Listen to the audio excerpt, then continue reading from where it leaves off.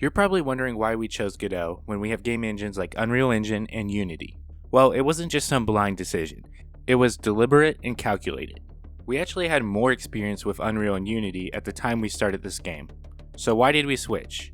Well, to truly understand, first I need to explain what our game is. Our game, Bacon Bad, is an open-world co-op game where you have an illness and are constantly slowly dying. To stay alive, you must pay medical bills before the illness takes over. So how do you make money? You bake illegal goods in the back of your physics-based RV, then drive to randomly generated cities to find customers while dodging the cops. It is available to wishlist on Steam, which is totally free and helps us out a ton. You'll find a link to our Steam page in the description below. Now let's start with one of the biggest reasons Bacon Bad is being made in Godot. Open source. Godot is free and open source, and under MIT license. This means that the game we make is fully owned by us. We're not required to pay any engine fees or royalties, which is important to us because that means we can charge less for our game and still afford to eat. I mean, seriously, we got families to feed. Since we control the source, we aren't bound by any arbitrary updates, pricing changes, or policy shifts, like a certain engine in 2023. Another huge benefit to being open source is that we can easily modify the engine to fit our needs. We have already added native and project linking support for Blender, Substance Painter, 3D Coat, and Affinity Designer to make things that much quicker for us. Which brings us to our next point, engine customization. With Godot, we are able to tailor the engine to our specific needs. And being open source, there's a large community creating tools and resources for the engine. For example, we added a terrain system, asset placer, jolt physics, and more. We have also created tons of custom plugins that are specific to our game. One of these being a custom chunking plugin that allows us to select and edit chunks in our open world. Being so customizable also means we are able to add only what we need to avoid bloat in the engine. Lightweight, intuitive, and fast. After using Unreal Engine, Godot feels lightning fast to work with. The base engine is super lightweight. Let's say we're making a game that doesn't have terrain. Well, we don't have an unused terrain system built into the engine slowing us down. Another benefit of this is the small export packages, which is a must-have for us with how much content we are trying to pack into this game. We also found the engine super intuitive with its C node architecture. It is very modular and promotes composition and reuse. Not to mention Godot's built-in signal system provides an easy and effective way to communicate between scripts safely. With this architecture, it is easy to keep our project maintainable so that we can spend more time working on the game and less time fighting an unorganized mess.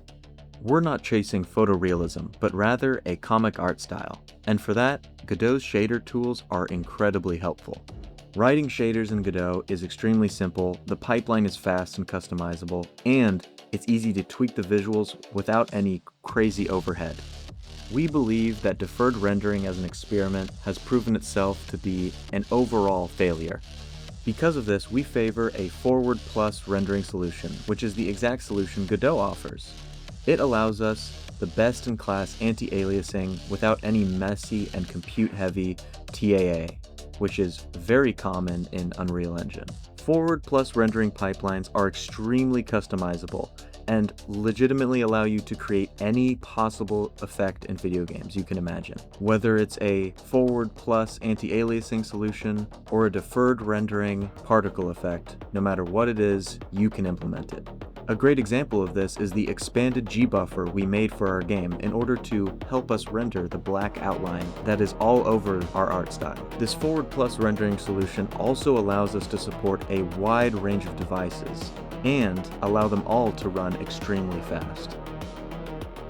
This is great and all, but of course we have encountered several shortcomings with Godot that we had to overcome.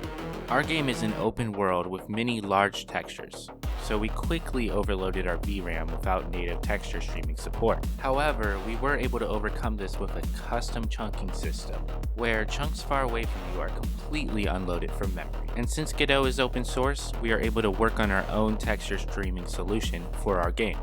Another issue we had initially was the lack of help with specific problems we had due to the fact that just not many people were making a large-scale multiplayer open-world game in Godot with C# like we were. There was a lot of stuff that we just had to figure out on our own. Another adjustment was the lack of an entity component system. While there are some entity component system solutions for Godot, we decided to go without one, which took a little bit of adjustment. Every shortcoming is easy to overcome because the engine is open source. We can always add whatever we need to or fix whatever bugs come our way. So Godot might not be right for everyone or for every game, but for us, it's the only option. We value owning our project and we feel we are equipped to tackle any challenges with the engine. We also value our game's quality, and while it may take more work from us, we believe that we have more control to deliver a better game with this engine. Every engine has its own ups and downs, so it's up to you to decide what is best for your game. Comment down below what engine you prefer and tell us why. We would love to hear about it. And if you choose Godot, then stick around and join our Discord because we will be releasing tons of resources for the engine.